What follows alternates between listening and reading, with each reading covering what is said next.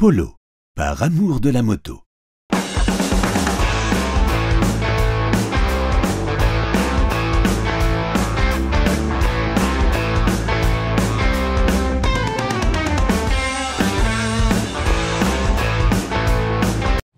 Bien qu'il ne fasse pas encore très chaud, la saison moto a déjà commencé et de nombreux amateurs ont déjà sorti leur moto de l'hibernation. Qu'observe-t-on pendant les premiers mois de la nouvelle saison? Des accidents, de nombreux blessés, même quelques morts. Les motards ne disposent en effet pas de ceinture de sécurité, d'airbag ou de zone de déformation. Ce dont nous avons besoin, ce sont de bons vêtements de sécurité. C'est pourquoi je me suis penché sur le sujet. De nombreuses sociétés proposent des vêtements moto, notamment sur Internet. Il vaut cependant mieux prendre les vêtements de sécurité en main et se faire conseiller. Je porte un blouson de moto hautement sécurisé. Il possède des protections au niveau du coude et de l'épaule. D'où ma question au spécialiste de polo. Monsieur Zessler, en quels matériaux sont-elles conçues? Il s'agit d'une mousse très souple, offrant une très bonne absorption des chocs. Elle est disponible pour les coudes, les épaules, ainsi que la zone des genoux ou des hanches évidemment. Et elle n'aide pas uniquement contre les coups, mais aussi contre les éventuels dommages ou blessures par abrasion. Est-ce que vous commanderiez ce type de matériel sur Internet, produit en Chine par exemple? Non, en aucun cas. Ces protections sont testées selon une norme et fournissent une véritable protection de qualité. Il vaut mieux ne pas prendre de risques. Cette paire de jeans garantit une hospitalisation en cas de chute. Il vaut également mieux ne pas regarder à la dépense en matière de casque. Les casques de type bol sont à éviter. Il vaut mieux choisir un casque certifié. Une possibilité est ce casque qui peut être porté ouvert et fermé. Mais pour les trois types de casques, la norme est importante. Vous devez porter un casque certifié afin de bénéficier d'une protection optimale. Et vous pouvez le tester amplement sur place dans une soufflerie. Un critère important est que le casque doit être parfaitement adapté pour éviter de le perdre en cas d'accident. En outre, il doit réduire au maximum les bruits de vent. De tels tests n'étaient auparavant possibles que sur un long trajet sur autoroute. Des vitesses allant jusqu'à 120 km/h sont simulées dans cet appareil qui permet d'essayer tous les types de casques en peu de temps.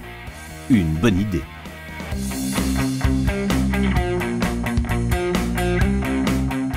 Un casque ouvert doit toujours couvrir les oreilles. Il est ainsi plus sûr et moins bruyant. En Italie et en Espagne, par exemple, il s'agit d'une obligation. En contact avec l'asphalte, la peau subit de graves blessures même à vitesse réduite. Il est donc indispensable de porter des gants munis de protection. Élément essentiel, cette bande. Elle doit être bien serrée au niveau du poignet pour éviter de perdre le gant en cas d'accident. À Juchen, près de Düsseldorf, Polo teste également la résistance au frottement du cuir. Le matériau doit résister pendant une période déterminée par l'organisme de certification TÜV. La résistance à la déchirure est aussi vérifiée selon des normes strictes. Tout cela contribue à la sécurité et ne représente que des frais légèrement plus élevés. Tout cela est naturellement surveillé par ordinateur. Ceci est une protection dorsale protégeant la colonne vertébrale, et je parle en connaissance de cause. Je me suis un jour cassé la colonne vertébrale lors d'un accident de moto, ce qui ne serait pas arrivé avec un tel équipement. Mais il est également possible d'équiper une combinaison avec une simple protection. Celle-ci dispose même de 5 couches. Il s'agit également d'équipements certifiés, le seul type d'équipement que l'on devrait utiliser. Cela vaut également pour les chaussures de sécurité. Ces chaussures de sport ne suffisent pas. Les protections de ces bottes passent des tests et protègent les orteils, la cheville ainsi que le tibia. Elles sont également disponibles pour les amateurs de randonnée. Dans ce cas, les protections sont quelque peu camouflées et la botte est plus confortable.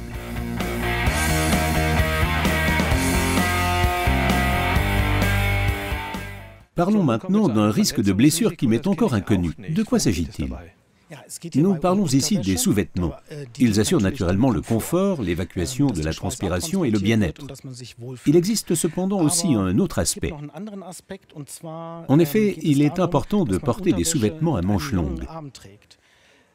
Il peut arriver qu'avec la transpiration, lorsque l'on porte un t-shirt à manches courtes, le blouson colle au bras et à la peau, et qu'en cas de chute, la peau s'arrache par torsion. Et c'est ce qu'empêche des sous-vêtements fonctionnels, des bons sous-vêtements fonctionnels pour la moto avec des manches longues. Afin de conserver toute votre vie une bonne vue, vous devriez toujours porter des lunettes de protection, que ce soit un modèle de ce type ou un autre.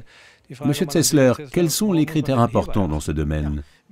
La protection contre les UV est en tous les cas importante, cela semble logique. Il faut des verres de lunettes en matière plastique testés sur ce point. Vous pouvez également choisir d'opter pour des lunettes ayant une zone de confort dans la partie interne afin d'éviter le passage du vent. Équipé de la sorte, la saison estivale de moto peut commencer, je l'espère sans accident pour nous tous. Je vous souhaite bonne route et beaucoup de plaisir. Au fait, un tel équipement de sécurité est déjà accessible à partir d'environ 450 francs suisses. Polo, par amour de la moto.